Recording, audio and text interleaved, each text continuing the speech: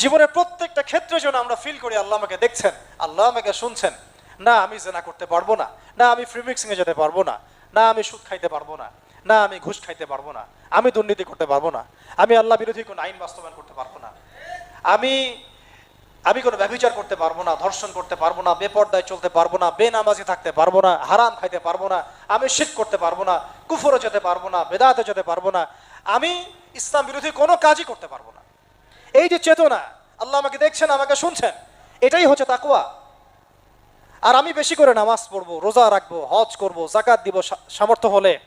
আমি দান সাদাকা করব, কোরআন তেলাওয়াত করব, জিকির আজগার করব, তাসবিহ তাহলিল করব, সৎ কাজে আদেশ করব, অসৎ কাজে নিষেধ করব, আদর্শ পরিবার করব, আমি হালাল খাবো, আমার সন্তানদেরকে মানুষ করব, আমি আল্লাহর জন্য জীবন দেওয়ার মানসিকতা রাখবো, দাওয়াতের মেহনত করব, তাবলীগ করব, প্রয়োজনে জিহাদ করব, আল্লাহর জন্য আমি আমার জান মাল সময় শ্রম সব ঢেলে দেব। কেন? আল্লাহ আমাকে